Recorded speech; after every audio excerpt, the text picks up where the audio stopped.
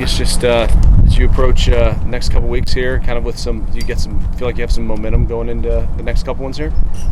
We do. We also obviously momentum because of results. We've been able to get some positive results in the past weeks.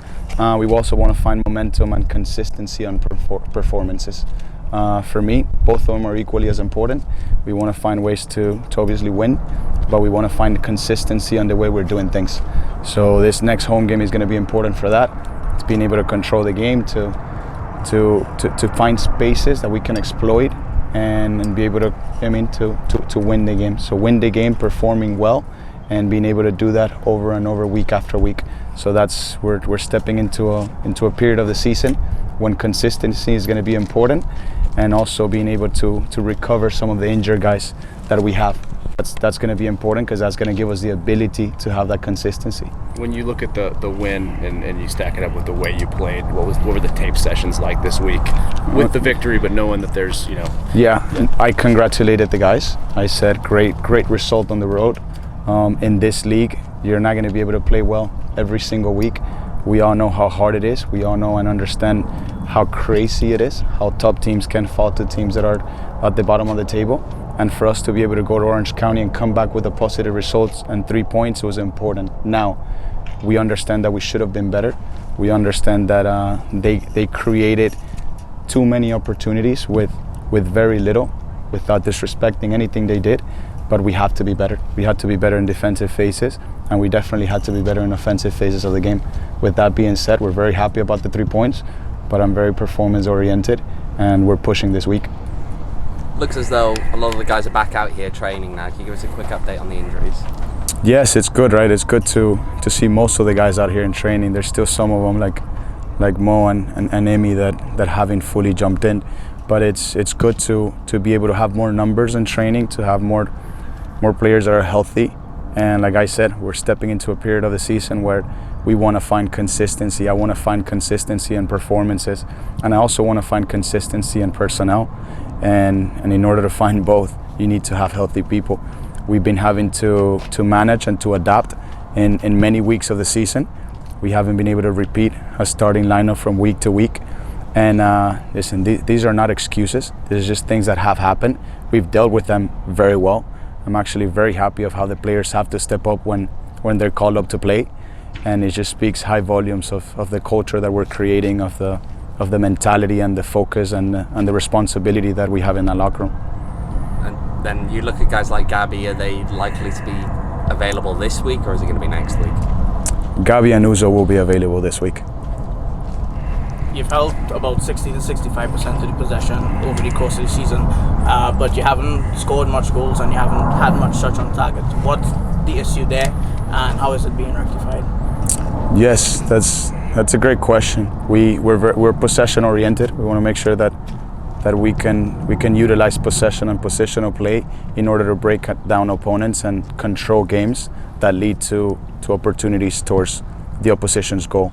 We're doing a good job sustaining possession. We're doing a good job stretching teams. Now we have to do a better job attacking the goal and threatening the goal. That's a final third of the pitch. When you're constructing your game model, when you're inserting the new identity and style of play to a new team of 18 new players, that's one of the final pieces of the puzzle. You start with the build-up, then you go to the middle third, then you want to control games and sustain that possession to create those spaces. And one of the last pieces of the puzzle is the final third. So in the route that we are and in the process that we adopted and in our project, we're heading in the right direction. I don't think we are, behind schedule. Actually, I think we're right where we want to be, and we need to keep improving. And that's one of the areas that we have to improve, finding consistency. Because our last game at home versus Hartford, I think we took 18 shots or 19 shots. We created a lot of chances. Then we go versus Orange County, and that's not the case. We don't create many. So it's finding consistency from game to game, understanding that sometimes at home, obviously you're going to be able to have the ball more and hopefully create more chances than when you're away. But I want to make sure that we can see consistency of the team that we see on the field from week to week based on performance. Manu's been in a pretty good run of form here over the last 4 games or so. What have you seen from him, and what has this done for his confidence the last couple of weeks? Yes, at the end of the day, it's when we call it a good run of form, you're saying that because he's scoring goals, right? Yeah, I would agree with you, but also then disagree on the part that I've seen the same attitude from Manu from day one in preseason. Then at the end of the day, he can score, he cannot score in some games. What I want to see is the same player and the same person every single day on the field, and that's what I get from Manu. Yes, listen, strikers when they score, they're always prettier. I always say that, right? When strikers are not scoring, then they're not that pretty anymore. They become ugly, and that's just the reality. And that's the business that we're in. For me, I want to have a striker that when he's not scoring goals, what is he doing? Is he assisting teammates? Is he pressing? Is he forcing mistakes? Is he creating turnovers? Is he creating spaces for other players to attack? Is he helping us in set pieces defensively? So for me, it's a complete holistic approach, not just if he's scoring or not. Because if we're only going to sign strikers that can score, it's going to be a very, very difficult job. So it's finding a way that some players can give you things in multiple phases of the game. And then listen, if he's doing all of that and then he's scoring goals, I think all of us are going to be happy. But we also need to do a better job feeding our number 9s a lot more. So what does he do specifically for you guys in terms of his movement, some of those side hustles aside from scoring goals? Listen, he's constantly moving. He's wearing down center backs. If you're a center back from the opposition team, by the end of the 95 minutes, you see those guys, they're tired. They're dealing with him. He's bodying them. He's winning fouls. He's slowing down the tempo of the game. Sometimes he's speeding it up. He's flicking balls into spaces for Trejo, like we saw in last game, or for runners that we could have it to spaces. And when we don't have the ball, he presses like a demon. You know, he presses like a defensive midfielder. And it's the right culture that we want to create. The guys see it, and if our number 9 is pressing that way, guess what the 10 players behind them have to do? They got to do the same thing. So it's just setting, the bar and the example for excellence in everything we do. And listen, not just him. When Jackson comes in, he's going to do the same job. And if we want to throw Trejo as a 9, then he's going to do the same job, because that's where the bar is. Going back to the earlier question about the possession and the chance creation stuff, taking on a Vegas team that's pretty good at that idea of we're going to sit back, we're going to let you have the ball, but we're going to try and take out the chance creation and not let you have as many shots. What's the message in terms of trying to solve what Vegas do so well? Well, for us, it's still, I always told you, right, I want my center backs under as much pressure as they can be. We want to try to absorb pressure. Let's see what their line of confrontation is. I agree with you. I've seen that on their behavior in the past games, but maybe they change behaviors when they come over here. So we're going to find that out in the first 10 minutes of the game. If they're sitting in a low block, we've done it versus Monterey, we've done it versus Hartford. At some times versus Loudoun, it became very similar. So the team is getting now used to when we play at home for teams to, at moments of the game, or if not most of the game, sitting in those lower to mid block defensive shapes. Now it's for us to be able to move the ball, to create spaces. How quickly can we play through a line and then attack a space behind? How much can we squeeze the field to keep them on their half, and we're not finishing a play, winning a second ball, and then creating a second chance and going, and then inserting energy to the game. That energy becomes intensity and energy from the crowd. So we want to give to the crowd as much as we can. We want to get them involved in the game, and the only way to do that is to play in the opponent's half, to go at them, and then the energy and the intensity from the crowd is going to translate to our players too. So it feels like you're saying a lot of the keys are to defend the defensive side. When you're pressing, when they get the ball, make sure you get the ball right back and keep them pinned in. Yes, we want to keep the ball, we want to attack, but I also want to recover the ball as quick as I can. I always say we don't steal the ball, we recover the ball, because the ball is ours, it's not theirs. So we keep the ball, we want it, and then we recover it again. And that's what we want to do, and we want to wear them out, we want to keep them on their half.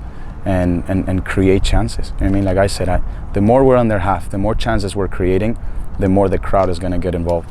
And I just don't want 11 people playing on Friday. I want 10,000 of us playing on the field. What kind of atmosphere do you expect from those 10,000 folks that on a dollar beer night? We love playing at home. It's unbelievable. It's beautiful. It's a great experience for absolutely not just the fan base that come in, but also for the players that are on the field. So we expect a full stadium that's going to be fully supportive, but also that they're going to be involved. That's what I love about our supporters and about our fan base. It's people don't just come here to I mean, to buy beer, hot dogs, or hamburgers and sit down and clap every once in a while. They're involved in the game. They're reading the game. They're seeing it. They're feeling it. And that's what I always tell the players is make sure we give them. Let's give them energy because they're going to give us energy back. So I want absolutely everybody involved. More creativity maybe this Friday, perhaps, with the dollar beer night? Creativity on the field or on the stands? The stands. I don't know if it trickles over to the field maybe. Well, with the dollar beer night, you're going to have creativity in the stands. And then on the field, we're going to make sure that we can do whatever it takes to create chances and score a lot of goals. Can you talk about more about the mentality of stepping up? Where does that come from the players, the coach? From everyone. It's the organization. Everybody that you see around and is wearing a Phoenix Rising logo and represents this organization has the same mentality. And we need to make sure that we're on the front foot. We need to make sure that we're proactive. We need to make sure that we can control all the controllables. And those for us are non-negotiables. And that comes from absolutely the top of the organization all the way to the bottom. When you look at Vegas, they're a team that still haven't won a game, and yet at the same time they've drawn more than they've lost. What do you think it is that makes them so hard to beat? This is a dangerous game. This is not an easy game. It's I like to call them, like I told you last week, this is a high-risk game because it's like you said, I don't think they're an easy team to beat. I think this is a team that has a lot of quality individual players. Collectively, they're struggling at the moment to find their form and find ways to then win. But that happens a lot with new teams. When you assemble a new team, the hardest thing and one of the last pieces of that puzzle is being able to win and find ways to win. You adapt your identity very quickly. You understand collectively and individually what you need to do. But then it's hard to find those ways to win as a team on the field. And that says it. You just said it to us. Said they drawn a lot of games. So they're there. They're staying in games and they're fighting back. And wherever they go, I've seen that they're in the front foot as well. I mean, this is a team that takes a lot of shots too. You know what I mean? And we're going to have to be concentrated. We're going to have to be focused. I told the players, I don't want to think about what's in the past. I don't want to think what happened with Hartford. I don't want to think about Orange County. I don't care about that anymore. That's in the past. All our focus is on Friday night. And then the next focus is going to be next week in Pittsburgh, and then on and on and on.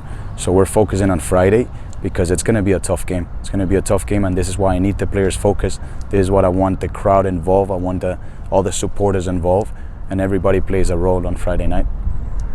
Rocco got his first clean sheet. What can you speak to his performance and the backline's performance? I'm very happy for Rocco. When Rocco gets a clean sheet, you see Patrick celebrating it probably more than Rocco. And that speaks high volumes of the culture that we have in that locker room as well. We're an organization, we're a team, we're a staff that we're highly demanding, highly challenging, but also highly supportive. When things go well, we push, we challenge, we demand. When things don't go well, we still push, challenge, demand, but we support. And for Rocco to be able to get a clean sheet after 10 games and then the back line is good. It was good for them. It was a reward that I think should have happened before, but only by working hard and adapting and fixing to mistakes, these things are going to keep happening. So this Friday we hope to be able to repeat it. And at the end of the day, it's important. It's big if you want to be at the top of the table. The more clean sheets you have, you're going to put yourself in a better position. That last game in particular, we saw Rocco coming quite a way out of his goal sometimes to play the ball. How much of a game plan is that, or is that more him? No, that's very involved in the game plan. That's very involved in the game model and the style of play and the identity that we want to adopt. But that's also involved on who he is as a player and as a person. And this is why he's here. This is why Rocco can do it. This is why when we go to New Mexico and we get a red card at the 43rd minute, we're playing the second half with 10, and you see Patrick as a center back when we have the ball.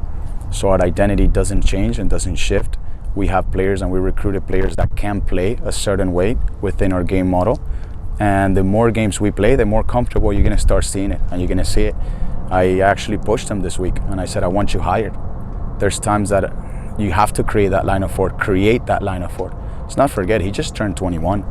He's such a young goalkeeper, and at times we see a great goalkeeper. I see greatness in him, but he's still young, and he has to be more vocal, he has to speak more, he has to organize more. And I told him this week, I don't care if the other team keeps dropping, you get that line as high as you can, and you have freedom for me. You're another center back when we have the ball. And I've enjoyed watching it.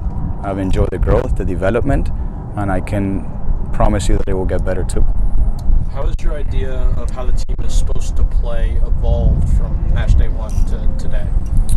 Yeah, well, that's a great question, because new team, new style of play, new game model. I've said this a million times. 18 new players, only 5 returners. From the 5 returners, most likely only one of them has been a consistent starter for us. So that means 10 new players on the pitch, trying to understand what we want to do, how we want to do it, then also trying to understand each other and getting to know each other on and off the field. So it takes time. It takes time. Our idea is clear. We want a team that, that is possession based, that wants to keep the ball, control games through positional play. We want to have the ball as much as we can to create chances, not just to have the ball. And when we don't have the ball, we want to recover it as quick as we can to do it again. I think we have evolved, and we're learning, because there's a learning curve to everything, for us as a staff, for the players, for the organization, for the fan base. I feel it in the stadium now. Every time we go, now at the beginning of the first games, you go to Rocco and you can hear in the stadium, like, oh, they're going back to the goalkeeper again. But now they go to Rocco and the fan base starting to understand, they're going to the goalkeeper because they're stretching the opposition. And now you're going to play through them. And then you start seeing how the fan base is understanding what we're trying to do.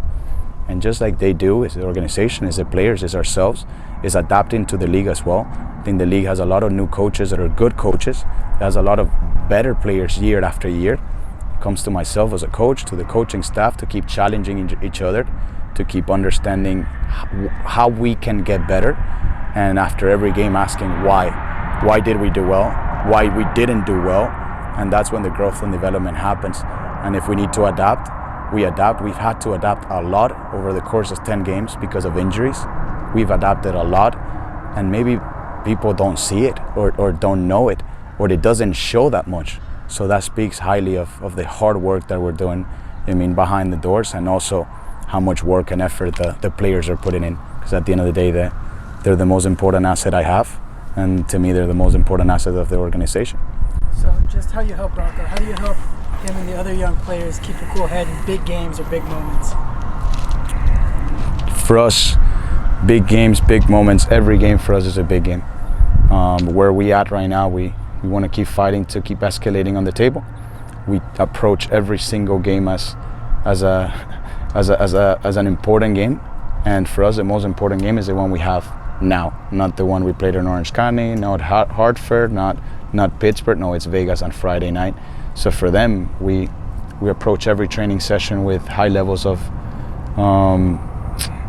focus, high levels of responsibility, and obviously every player understanding the game plan and the responsibilities that they have collectively and individually. That's how we keep them all focused from week to week.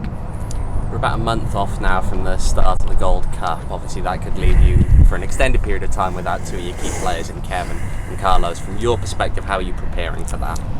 We've been preparing for that since day one. Just like, we've had to play without Fede, we had to play without Trejo, we had to play without Mo Traore, we had to play at moments without Kruston, without Ale Fuenmayor. I could keep naming, it's crazy, right? And it's been a lot, and it's the same thing. Obviously, I want to have all my players. I want to have everybody available, and everybody knows how important Kev and Carlos are. But I also know how important it is to represent your national team in a big stage, in a big tournament. So I'm highly supportive of that. I understand what it is to wear the national team jersey, and I know how they feel when they see their names in the list. And I want to utilize that momentum, the games before they leave.